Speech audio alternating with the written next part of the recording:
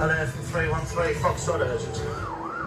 The interceptors have many different ways of stopping dodgy motors. He's doing 90 miles an hour. We need to be like 120 plus to try and catch this vehicle. And one of the most effective is the Tactical Pursuit and Containment, or TPAC, where 3 police cars box in a vehicle and force it to come to a stop.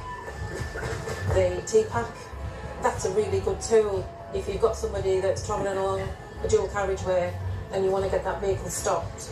We'll use the element of surprise. We just get them boxed straight away before they realise what's happening to them. It's bringing a resolution to the incident without anybody getting injured or anything getting damaged. It's a really effective tool, preemptive TPAC manoeuvre.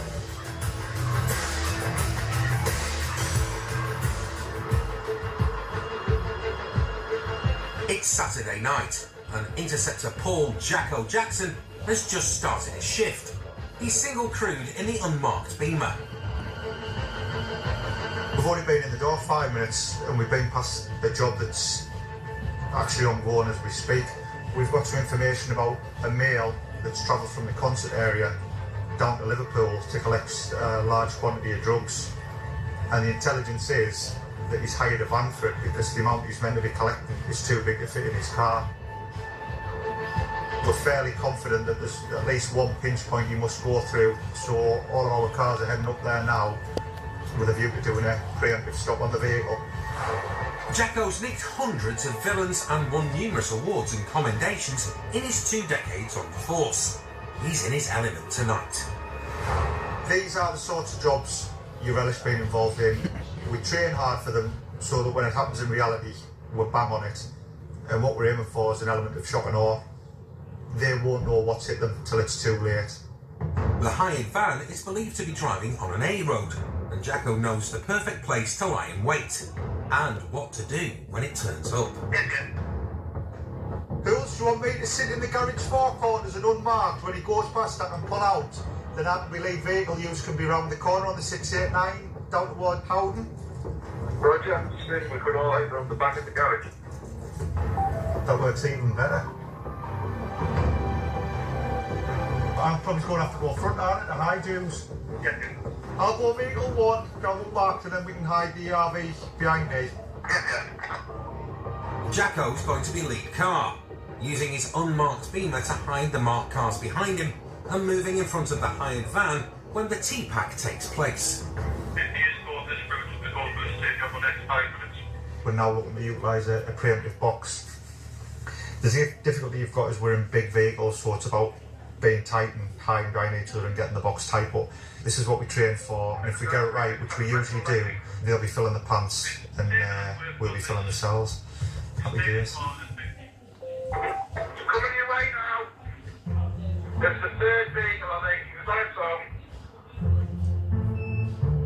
own. Past us now, move out, move out, move out.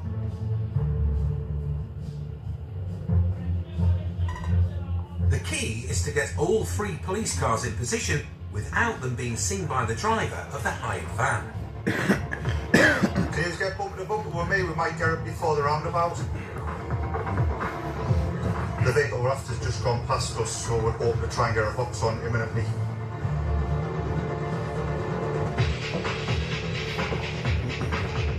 They're now out of town and the road's clear of oncoming traffic. It's time to TPAC. Move out, move out, move out. Jacko speeds past the vehicle before moving in front to block its path. While his colleagues pull up behind and alongside it, it's a textbook TPAC. The Interceptor's plan has worked perfectly. The driver knows he has nowhere to go. Nicking him is one thing, but it's what's in the back of the hired van that's more important to Jacko. I've got my gloves. Up until now, all the information they've been given about the driver and van is spot on. The same seems to be true about the amounts of drugs involved. There are bags and bags of vacuum-packed cannabis. It's a canny half. There's more of it that you like, isn't there?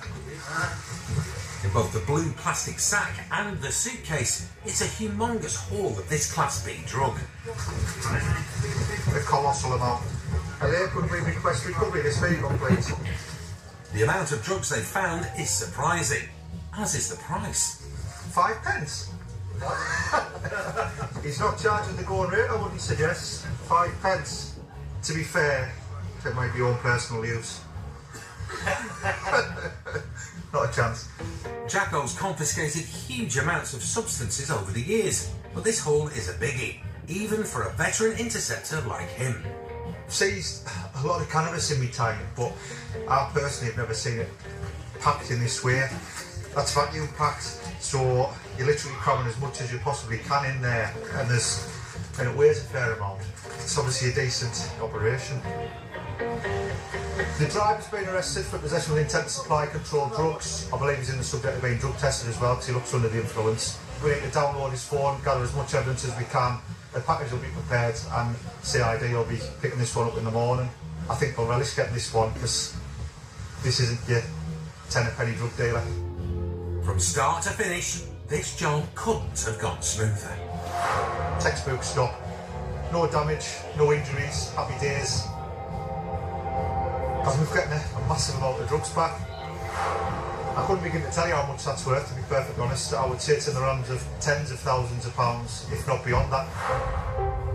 The driver of the van was arrested for possession with intent to supply, and the investigation continues.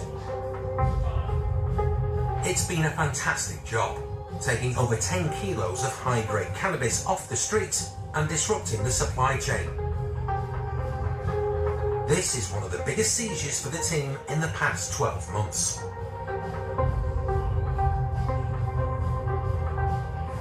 Somebody's taken the call, been switched on enough to pass it to the appropriate person. They've done enough with it. So although we've got the glory at the roadside, it's a massive team effort. It's a really, really good result.